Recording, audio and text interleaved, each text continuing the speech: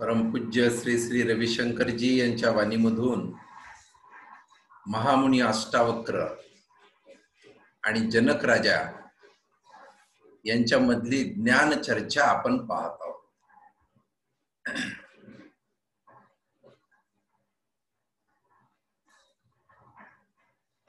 अष्टावक्र इथं जनक राजाला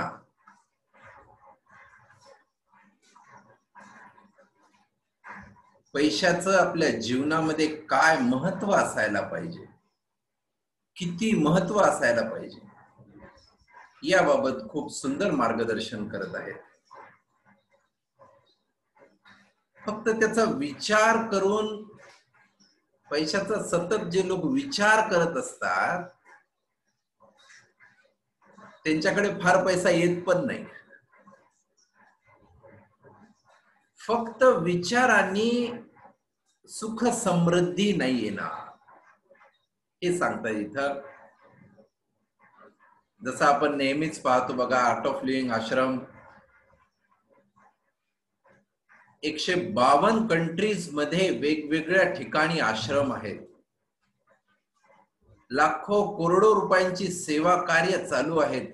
पण कधीही आश्रम मधली लोक किंवा गुरुदेव स्वतः, आपण सगळे भक्त मंडळी कधीही पैशाचा विचार नाही. गुरुदेव सांगतायत की जनरली असं होतं की आधी पैसे लोक जमा करतात आणि नंतर कुठलं कार्य करायचं हे विचार करतात.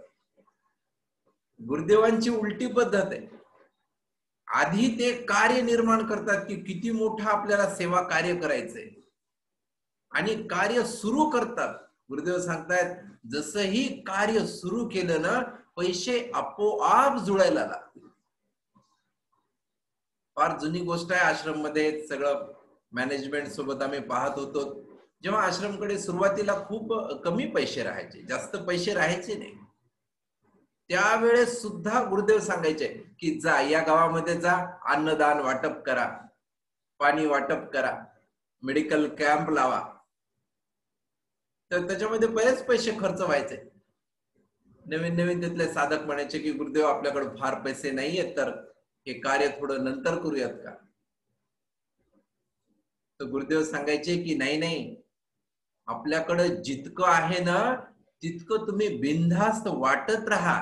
जसं जसं तुम्ही वाटायला लागसाल ना, तर भरभरून आपल्याला मिळायला लागेल. आणि त्या दिवशीपासून पाहतोय की आश्रम मध्ये कुठल्याच कामाला कधीच पैशाची कमतरता नावाचा शब्दच ऐकला नाही. म्हणून सांगतायत की जिथं ज्ञान आहे, जिथं खरी भक्त आहेत ना, तिथं पैसा आपोआप यायला लागतो. त्याची चिंता करण्याची आवश्यकताच नाही. गुरुदेव सांगतात की जरुरीपेक्षा जास्त आणि वेळेपेक्षा आधी आपल्याला भेटणार, हा आहे ज्ञानाचा मार्ग. आणि गुरुदेव सरळ सांगतायत इथं की जिथं नारायण असतो ना, तिथं लक्ष्मीला आपोआप येणंच आहे. नारायणाच्या मागे मागे तर लक्ष्मी येणार. जिथं नारायणाचंच लक्षण दिसत नाहीये, जिथं ज्ञान नाहीये, सुख नाहीये, समृद्धी नाहीये, आत्मज्ञान नाहीये, तिथं कशी काय बरं लक्ष्मी राहू शकेल. अशा प्रकारचं ज्ञान इथं अष्टावक्र जनक राजाला देत आहेत. अच्छा, इथं एक खूप सुंदर सांगतायत की गुरुदेव की मग नारायणाच्या मागे जर लक्ष्मी येते, तर मग हे नारायण प्राप्ती करायची कशी. आपण आपल्या जीवनामध्ये नारायणाचं अस्तित्व असलं पाहिजे, याच्यासाठी कुठली मार्ग बरं सांगितली आहे शास्त्रामध्ये. तर शास्त्रामध्ये गुरुदेव सांगतायत की 5 मार्ग सांगितलेले आहेत की ज्याच्या मार्गाने, ज्याचा अवलंब करून आपण नारायणाला प्राप्त करू शकतो. प्राप्त करू शकतो म्हणण्यापेक्षा आपण स्वतःच नारायण आहेत हे लक्षात येतं जेव्हा आपण या 5 गोष्टी पाळायला लागतो. त्याच्यामध्ये सगळ्यात पहिल्यांदा सांगितलंय की पहिली गोष्ट ही आहे की काही लोकांना ना जन्मसिद्ध नारायण प्राप्ती असते, जन्मानेच प्राप्ती असते. अच्छा, जन्मानेच प्राप्ती असते. याच्या मागे सुद्धा की असंच नाही कोणाला म्हणजे लॉटरी पद्धतीने जन्माने मिळणार. आपली जी कर्म आहेत ना, जे आपण या जीवनात काही जे सत्कर्म केलेले, आतापर्यंतच्या जीवनात जी जी सत्कर्म केलेलं आहे त्याचं फळ म्हणून आपल्याला जन्मापासूनच नारायण सिद्धी प्राप्त होऊ शकते.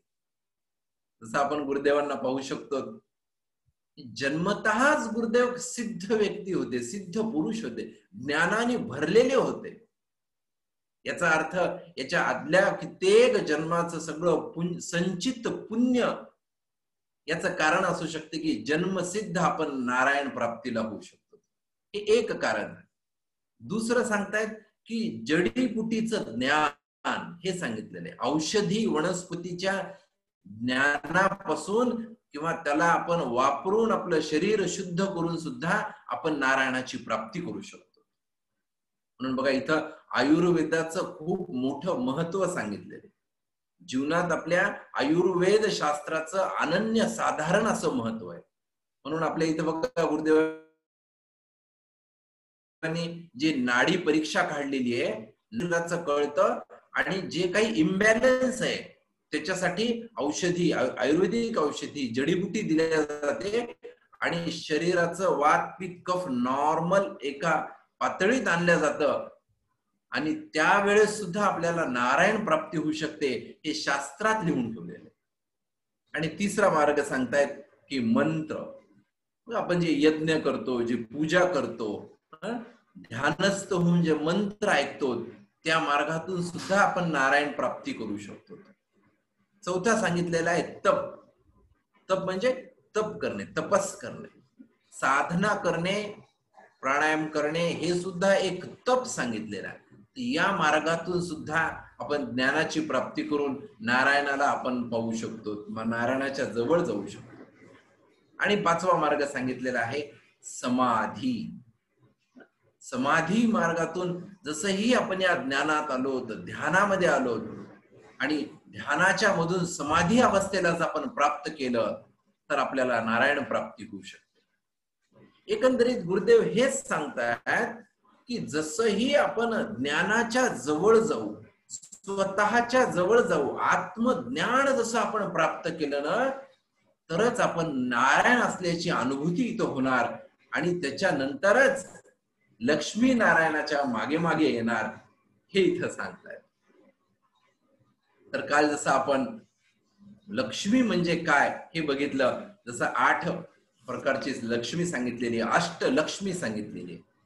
तर काल त्याच्यामधले आपण 4 ज्या लक्ष्मी आहेत त्या बघितले, आदिलक्ष्मी, राज्यलक्ष्मी, धैर्यलक्ष्मी आणि धनलक्ष्मी. तर आज जो 5वा प्रकार सांगतायत लक्ष्मीचा, ते म्हणजे धान्य लक्ष्मी. बघा पहिल्यांदा ना, पहिल्या काळामध्ये जेव्हा शेतामध्ये धान्य निर्माण व्हायचं, तर धान्य निर्माण झाल्याबरोबर तिथं त्या राशीवरतीच त्याचं पूजन केलं जायचं आणि पूजा करून नाचत गाजत बँड लावून ती सगळी पोती घरी आणल्या जायची आणि घरी सुद्धा त्याचं पूजन करायचं. पहिल्याच्या काळात बघा, जे सधन व्यक्ती, मोठे व्यक्ती, श्रीमंत व्यक्ती, अशा व्यक्तींना समजायचे ज्यांच्याकडची जी कणगी म्हणायचे, त्यांना कणगी, जे धान्य भरत होते ना त्याला कणगी शब्द होता. तर जे ज्यांची कणगी धान्यानं भरलेली आहे ना त्यांना श्रीमंत समजल्या जायचं, त्यांना खूप मोठं व्यक्ती समजल्या जायचं. तर ही धान्य लक्ष्मी आहे. नुसते पैसे असून काय खाऊ शकणार आहेत का आपण? सिकंदर राजाची गोष्ट बघा. एक सिकंदर राजा जेव्हा आला होता, आपले ऋषी मुनी त्यांना भेटले आणि त्यांना काय केलं, त्यांनी सोन्याचा ब्रेड दिला. आणि सिकंदर म्हणतोय की अरे खूप मला भूक लागलेली आहे, मला आता जेवण द्या, मला पोळी द्या, भाजी द्या. ते म्हणे नाही नाही, तुम्ही सिकंदर राजे आहात, पूर्ण जग जिंकायचंय तुम्हाला, आम्ही तुम्हाला साधी भाकर कशी देणार, हे सोन्याची भाकर. आणि मग तेव्हा त्याला समजलं की नुसता पैसा आणि धन दौलत आणि सोनं कमवून आपलं जीवन नाही चालू शकत, तर धान्य जरुरी आहे. तर जे खरे सुख समृद्धी ज्ञानाच्या जवळ आहेत ना, ते धान्याने भरलेले असतात लोक. त्यांच्याकडे ही लक्ष्मी जागृत असते ना, त्यांना बघा खाण्यासाठी सुद्धा चांगलं भेटतं. नाहीतर सगळं हे आजकाल केमिकलने फवारलेलं आणि सगळं विषारी अन्न आपल्याला जे मिळतंय ना, याचाच अर्थ आपल्याकडे धान्य लक्ष्मी आहे ना, त्याला सेंद्रियचं खायला मिळणार, स्वच्छ खायला मिळणार, विषारी औषध ज्यांनी फवारलं ते न फवारता जे अन्न असतं ते अन्न मिळणार. त्याला म्हणतायत धान्य लक्ष्मी. पुढे सांगतायत की 6वी लक्ष्मी जे सांगितले की विद्या लक्ष्मी. विद्या लक्ष्मी म्हणजे एक ज्ञान असणे, सगळं उपजत आपल्याला आपल्या जीवनाचं ज्ञान, वागावं कसं, जगावं कसं, या सगळ्याचं जे गहरं ज्ञान आहे ना ते प्राप्त होत राहतं. फक्त हे पुस्तकी ज्ञान आणि एकापेक्षा एक PhD घेऊन नंतर सगळं रडत रडत जीवन जगायचं असं नाही सांगत आहेत. विद्या लक्ष्मी म्हणजे हेच सगळं जे गहन ज्ञान आहे, गहन शास्त्र आहे ते अवगत असणं म्हणजे विद्या लक्ष्मी आपल्याला प्राप्त असल्यासारखी असं इथे सांगतायत. पुन्हा सांगतायत 7व्या प्रकारची लक्ष्मी संतान लक्ष्मी. बघा, मुलं बाळ असणे ही एक लक्ष्मी आपल्याकडची. अच्छा, नुसतं असणं नाहीये, ते मुलं बाळ चांगले संस्कारित असणं हे पण गरजेचं आहे. नाहीतर पहा, काही काही संतान असे असतात ते आई वडील डोकं फोडून घेतात की कशाला झाली मला संतान. यांच्याकडे संतान लक्ष्मीची कमतरता आहे हे समजायचं. चांगले सुसंस्कारित मुलं हे असणं संतान लक्ष्मीचं लक्षण हे सांगितलेलं इथं. आणि 8व्या प्रकारची लक्ष्मी जे सांगितली आहे ती विजय लक्ष्मी. कुठलंही कार्य करायला गेलं तर त्याच्यामध्ये यश उत्पादन होतं. बघा, काही लोक असे असतात त्याच्याकडे खूप पैसे असतात, खूप पैसे, खूप बुद्धी, सगळं काही असतं, पण कुठलेही काम घ्या त्याच्यामध्ये अपयश येणार. कुठलाही बिझनेस टाका चौपट होऊन जाणार, मुलं सगळे वाऱ्यावर फिरणार. अशा प्रकारची म्हणजे त्यांच्याकडे विजय लक्ष्मीची कमतरता हे सांगितले. विजय लक्ष्मी म्हणजे छोट्या छोट्या गोष्टींमध्ये विजय प्राप्त होणार आणि सुखी राहणार, प्रसन्न राहणार, आनंदी राहणार. तर या प्रकारचं अष्टलक्ष्मी हे सांगितलेले. शास्त्रामध्ये हे खूप वर्षापूर्वी सांगितलेले की वेगवेगळ्या प्रकारची संपत्ती आपल्याकडे असणं हे खरं लक्ष्मीचं लक्षण आहे. हे नाही की फक्त कागदी नोटांचे बंडल्स आपल्याकडे आहेत आणि रोज रात्री झोपताना मग गोळ्या खाऊन झोपतोय परेशान, हे सांगितलेलं नाहीये.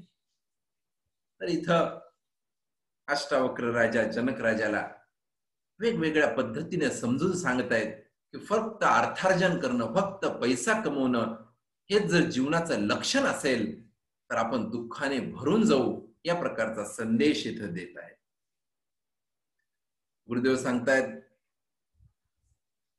की एकदा एक व्यापारी गुरुजींना भेटला. युगांडामध्ये एक व्यापारी भेटला आणि तो आपल्या गुजरातचा होता. गुरुदेव सांगतात की गुरुदेव जसं जगभरात फिरतात ना, कुठल्याही जगाच्या कान्याकोपऱ्यात जा, तुम्हाला व्यापारी करणारी मंडळी गुजराती आणि पंजाबी हे दोघ जरूर भेटतील. हा खूप चांगला आहे, या लोकांचा आपण गुण घेण्यासारखा आहे की जिथं जा ना तिथे एक ते व्यापार सुरू करतात, उद्योग स्वतःचा सुरू करतात. हे घेण्यासारखी गोष्ट आहे. तर असं युगांडामध्ये जेव्हा गुरुजींना हे गुजराती फॅमिली भेटली, त्यांचा खूप मोठा व्यापार होता, इलेक्ट्रॉनिक्स कंपनी होती त्यांची, 4-5 त्यांच्या फॅक्टरीज होत्या आणि एवढं धन होतं की 10 पिढ्या पुरल इतकं त्यांच्याकडे धन जमा झालेलं होतं. आणि मग तिथं रातोरात जातीय दंगल भडकली. काही असे विचित्र लोक असतात बघा, की असं जातीय दंगल, प्रांतवाद, देशवाद असा निर्माण करतात आणि त्याच्यातून मग सामान्य माणसं खूप भरडली जातात. आपण खूप वेळा पाहतो जगामध्ये अमुक अमुकच धर्म इथे राहणार, अमुक अमुक धर्म तिथे राहणार, अशा प्रकारची काहीतरी जातीय दंगल उसळणार. आणि तशीच त्या युगांडामध्ये तेव्हा जातीय दंगल झाली आणि तेवढा त्यांचा व्यापार, तेवढे त्यांचे पैसे, तेवढा त्यांचे प्लॉट, त्यांचं सगळं सोडून रातोरात फक्त जीव वाचवण्यासाठी जे काय थोडस सोनं नाणं आहे ते बॅग मध्ये टाका आणि आहे त्या कपड्यावरती ते कुटुंब इंग्लंडला पळून आलं. तिथे जर राहिलं असतं तर जीवानिशीच गेला असतं. तर त्यावेळेस ते कुटुंब गुरुजींना भेटून सांगतायत की गुरुदेवने आम्ही जे समजत होतो की एवढे आमच्याकडे पैसे, खरी सुरक्षा ही पैसे, तर आज आम्हाला समजलंय की पैसा आपली सुरक्षा नाही करू शकत. आपली खरी सिक्युरिटी पैसे नाहीयेत हे त्यांच्या लक्षात आलं. आणि एकदम जे श्रीमंत होते एकदम रस्त्यावर आले ते, आणि रस्त्यावर विकून काही काळ त्यांना ब्रेड सुद्धा विकावी लागली. अशी परिस्थिती सुद्धा निर्माण होऊ शकते. तर हे सांगतायत की जो श्रीमंत व्यक्ती जो आहे तो पण भिकारी बनू शकतो. आणि काही उदाहरणं असे पण आहेत जे भिकारी व्यक्ती आहेत पण श्रीमंत झालेले आहेत. तर हे सगळं ईश्वरी लीला, ईश्वराचा खेळ आहे की कोण कधी श्रीमंत बनतंय आणि कोण कधी भिकारी बनतंय याचा काहीच नेम नाहीये. म्हणून इथं अष्टावक्र जनक राजाला सांगतायत की फक्त पैशाचा विचार करून आणि पैशाच माझी सुरक्षा आहे असं समजणं म्हणजे अज्ञान आहे. या प्रकारचं ज्ञान इथं अष्टावक्र जनक राजाला देत आहे. ईश्वरावर विश्वास असेल, ज्ञानावर विश्वास असेल, फक्त पैशाचाच डोक्यात विचार नसेल ना, तर ऑटोमॅटिक समृद्धी त्याच्या मागे मागे यायलाच लागते. अशा प्रकारचं ज्ञान इथं देत आहेत. आणि असे लोक ना फक्त बुद्धीने काम करून, बुद्धीने म्हणजे सुबुद्धीने जे काम करतात ना त्यांना कधीच काही काम कमी पडत नाही. आणि जे चालाखी करून, धोकेबाजी करून, असं जे करून जे पैसे जमा करतात ना, त्यांच्याकडे सुख समृद्धी कधीच नसणार आहे. जे वाईट उद्योग करून लोकांना फसवून जे पैसे गोळा करण्याच्या मागे लागलेत ना, अष्टावक्र स्पष्ट सांगतायत की अशा लोकांना जीवनामध्ये कधीही सुख, शांती, समाधान, प्रसन्नता कधीच लाभणार नाही. गलत कामातून, वाईट धंद्यामधून जे पैसे कमवतायत त्यांना सरळ सरळ इशारा देत आहेत अष्टावक्र. आणि बघा अशा प्रकारचे जे पैसे कमवतात ना त्यांच्या घरी पण समाधान नसते हो. ते घरगुती वाद, आई वडिलांशी वाद, बहीण भावांशी वाद, 24 तास वाद करून माहित नाही जीवनात काय कमवतात, पण सतत त्या पैशाच्या मागे लावून स्वतःचं जीवन उद्ध्वस्त करून घेतात अशी. म्हणून म्हणतात सुखाचा जर खरा आधार असेल, प्रसन्नतेचा खरा जर आधार असेल, तो आपलं आत्मचैतन्य आहे, आत्मज्ञान आहे. ह्याच्याकडे जसंही आपण बघायला लागू, प्रसन्नतेने, आनंदतेने जीवन, ते हे इथं सांगतायत की आत्मज्ञानी भलेही त्याच्याकडे पैसे कमी असू द्या, पण आत्मज्ञानी कधीही भिकाऱ्यांसारखं चालणार नाही. त्याच्या चाल मध्ये सुद्धा बघा एक शेरकी चाल असणार. वाघासारखं जीवन असतं एका ज्ञानी माणसाचं. जीवन सुख समृद्धी याचा आधार पैसा कधीच नसून आत्मज्ञान आहे. या प्रकारचं ज्ञान, या प्रकारचा एक विश्वास आपल्याला अष्टावक्र इथं देत आहेत. आणि गुरुदेव सरळ सांगतायत की जे भक्त असतात, साधक असतात, जे निस्वार्थपणे सेवा करत असतात ना, त्यांना कधीच कुठल्या गोष्टीची कमी पडत नाही. म्हणजे नेहमी चेहरा त्यांचा बघा हसतमुख चेहरा, प्रसन्न मुख चेहरा, अशा चेहऱ्याने ते सेवा करत असतात. आणि गुरुदेव इथं आपल्याला आश्वासन देत आहेत की तुम्ही जिथंही सेवा करसाल ना, तुम्ही जंगलात सुद्धा सेवा करत असाल तर जंगलामध्ये सुद्धा तुम्हाला खीर आणि पुरीचं जेवण मिळणार. या प्रकारचं आश्वासन इथं गुरुदेव देत आहेत. आपण भक्त म्हणून, साधक म्हणून बघा खूप वेळा आपण अनुभव घेतलेला आहे. हे ज्ञान पसरवण्याच्या कामामध्ये खूप वेळा काही अडचणी येतात, पण जसंही ती अडचण आली ना तर ऑटोमॅटिक त्या सगळ्या समस्या सुटायला लागतात आणि सहजता निर्माण होते एका भक्तासाठी, एका प्रेमीसाठी. हे इथं सांगतायत. म्हणून सांगतायत पण हे असं जरी असेल तर थोडं आपण आपलं बुद्धिमत्ता जागृत ठेवून काम करायला पाहिजे. असं नाही की मी भक्त आहे मग मी असंच जाणार बिना पैशाचा आणि ऑटोमध्ये बसणार आणि मग कोण पैसे देणार त्याला. गुरुदेव हे नाही सांगत आहेत की आपण आपली बुद्धी जागृत ठेवा, सद विवेक बुद्धीने जे संसारातले नियम करायचे ते नियम करूयात, पण अखेर कितीही छोट्या मोठ्या समस्या आल्या तर अखेर जीत ही भक्ताचीच लिहिलेली आहे. या प्रकारचं सुंदर ज्ञान इथं गुरुदेव आपल्याला सांगत आहेत. आणि सरळ सांगतायत की या ज्ञानाच्या मार्गावरती, या आनंदाच्या मार्गावरती कधीही घाबरण्याची आवश्यकता नाहीये. कारण एक प्रचंड मोठी शक्ती आपल्या पाठीशी आहे हे याचं सदैव त्याला भान असतं आणि सुखाने आणि समृद्धीने आणि चेहऱ्यावर एक हास्य ठेवून तो त्याचं जीवन जगत असतो. या प्रकारचं आत्मज्ञान आता जनक राजाला झालंय आणि खुशीने आणि प्रसन्नतेने आणि आनंदाने आश्चर्यचकित होऊन म्हणतायत की खरंच फक्त पैसा नाही तर जीवनात ज्ञानाची आवश्यकता आहे.